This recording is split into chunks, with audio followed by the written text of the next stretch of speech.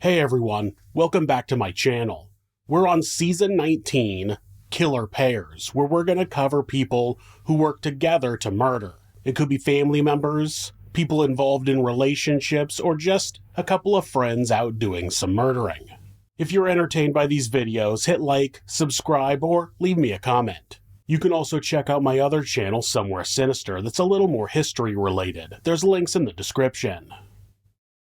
Eve Carson was a shining light in her community, and it was believed that she would go on to become a great leader to create positive change in the world.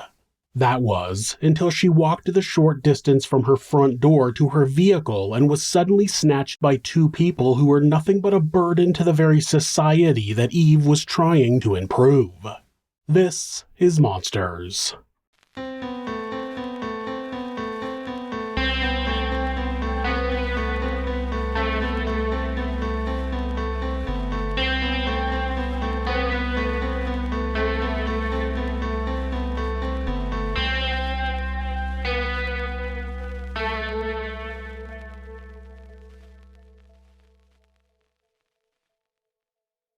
Eve Carson was born on November 19, 1985 in Athens, Georgia. Eve's academic prowess was evident from an early age. At Clark Central High School, she excelled academically, earning the title of class valedictorian. Her outstanding performance paved the way for her acceptance to the University of North Carolina at Chapel Hill, where she received the prestigious Moorhead Cain Scholarship. That scholarship, known as the oldest and most esteemed merit-based award in the country, recognizes individuals who demonstrate leadership, academic excellence, moral character, and physical vigor. At UNC Chapel Hill, Eve pursued a challenging double major in political science and biology, with aspirations of entering the medical field. Her academic achievements continued to shine, earning her membership in the Phi Beta Kappa Honor Society. That recognition further solidified her status as an exceptional student and thinker. Eve's leadership abilities were apparent throughout her academic career. In high school, she served as the student body president, foreshadowing her future role at UNC. Her capacity to bring people together and inspire others became a defining characteristic of her leadership style. In February of 2007, she was elected student body president, a position that allowed her to serve on the university's board of trustees. Her campaign platform was ambitious and reflective of her enthusiasm for the college and its students.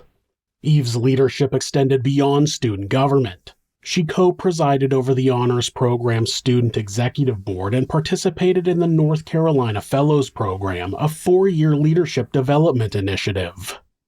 Her involvement in various committees, including the Committee on Scholarships, Awards, and Student Aid and the Chancellor's Committee for University Teaching Awards, demonstrated her commitment to improving the university experience for all students. Eve's dedication to community service was a defining aspect of her character. Her passion for giving back emerged early as she served as a peer educator at the Athens area Attention Home for Runaways and Homeless Children while still in high school. At UNC, Eve's community involvement flourished. She focused her efforts on healthcare, poverty alleviation, and children's welfare. As part of the Inspire program, she taught science to elementary school students in Chapel Hill, aiming to spark young minds' interest in scientific pursuits. Additionally, she tutored middle school students in Durham, demonstrating her commitment to education at various levels. Eve's service extended beyond the local community. She participated in study abroad programs in Cuba, Ecuador, Egypt, and Ghana, broadening her global perspective and contributing to international communities. Her involvement with Nourish International, a student-led organization focused on hunger relief, further exemplified her commitment to addressing global issues. On the evening of March 4, 2008, Eve attended a basketball game on campus before returning to her home to study. One of her roommates, Justin Singer, left the house at 1:30 the following morning and said that Eve was still studying. The last activity on her computer was recorded at 3:37 a.m. Shortly after, Eve went out to her vehicle, a 2005 Toyota Highlander, but it's unclear where she was going. Justin would later say that, when he returned home at 4:30 a.m., the door was open and all the lights were on, so Eve was likely just getting something out of her car. Demario Atwater was already on probation when he unfortunately stumbled upon Eve at her vehicle. He was a high school dropout living in Durham, about an hour northeast of Chapel Hill. He was friends with another local dropout named Laurence Lovette Jr., and the two had an extensive record of burglary, theft, trespassing, and assault. Demario had been at court on March 3rd for a probation hearing, but it got rescheduled to March 31st due to a clerical error. He had recently been found in possession of a firearm while on probation and should have had his probation revoked, but for some reason he was released. Authorities would later state that they had failed to properly monitor him while he was out on probation. On the evening of March 4th, Laurence asked a friend to drive him and Demario to Chapel Hill so they could look for someone to rob, but the friend declined. Instead, he took his mother's car and the two drove to the college town in search of a victim.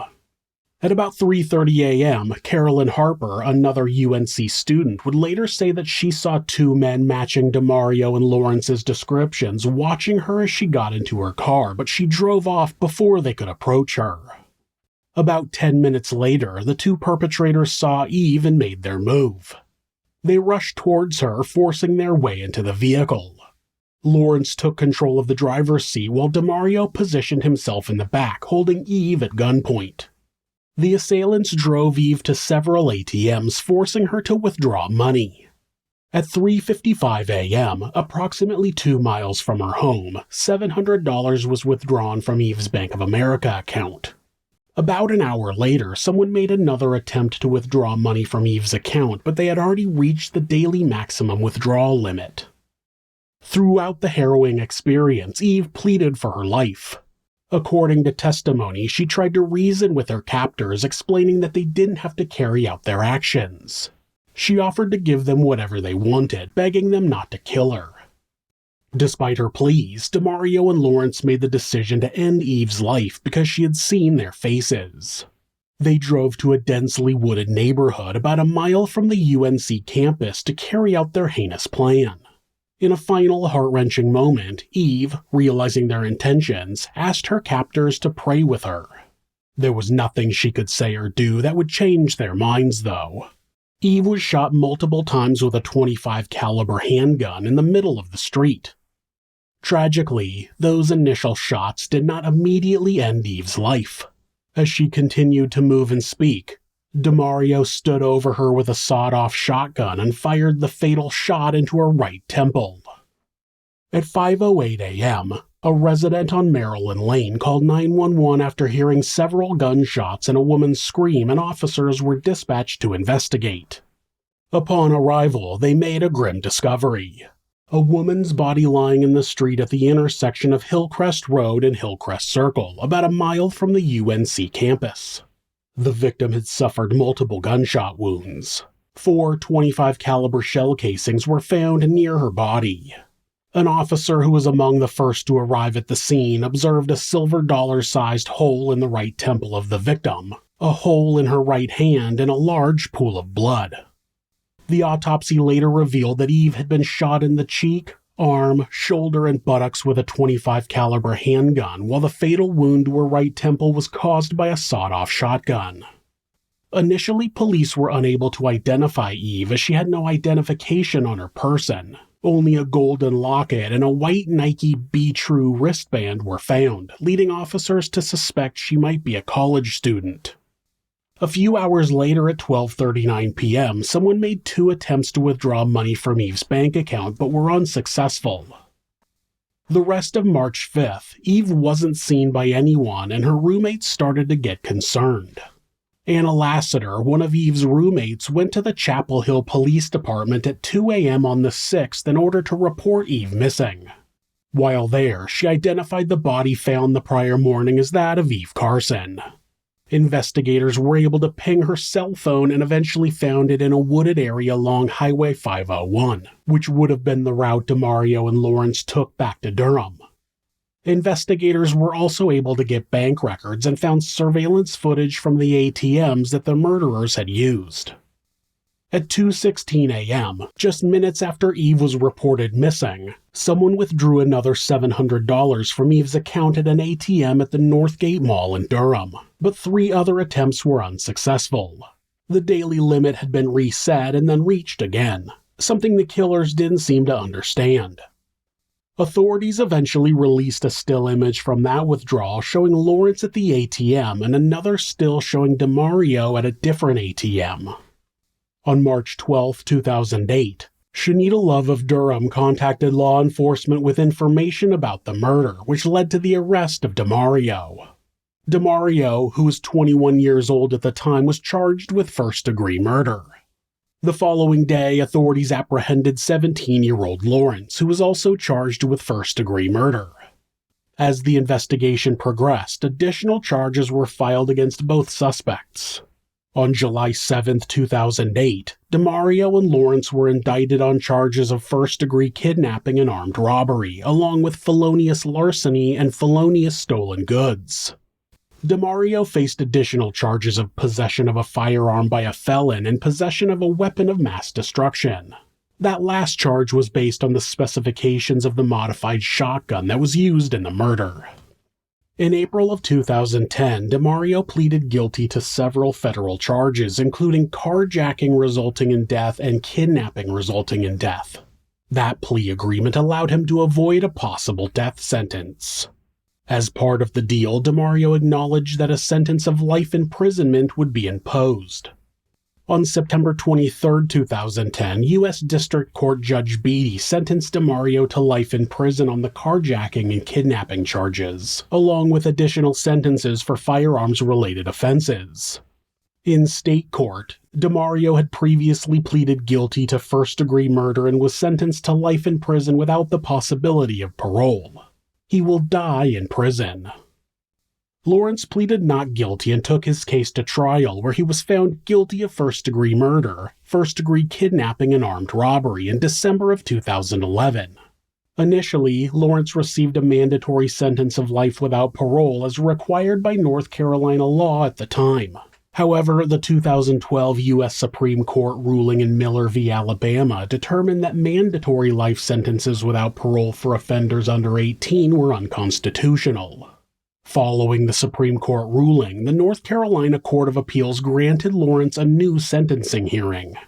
In response to the Miller v. Alabama decision, the North Carolina General Assembly enacted a new sentencing statute for defendants under 18 convicted of first-degree murder. During the resentencing process, the court had to consider mitigating factors related to Laurence's age, immaturity, and potential for rehabilitation.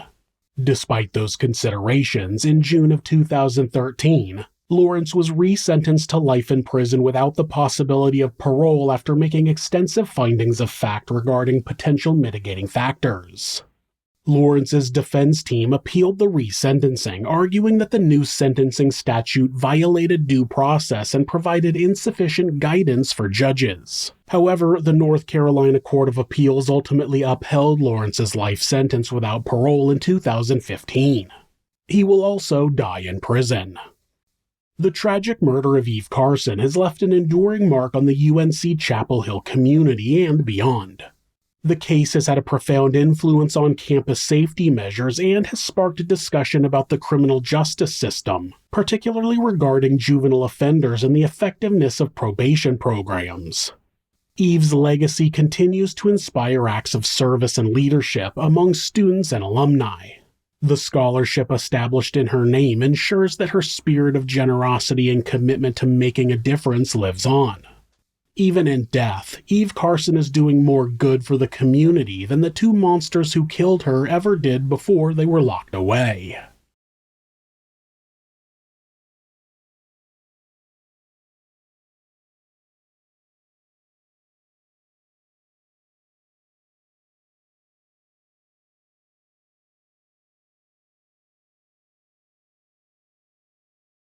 If you're a fan of true crime, hit subscribe and turn on notifications so you don't miss an episode. You can also hit like or leave us a comment. You can check out our other show, Somewhere Sinister, on YouTube or anywhere that you listen to podcasts. If you'd like to support the show, check out our merchandise at thisismonsters.com. The link is in the description. Thanks again, and be safe.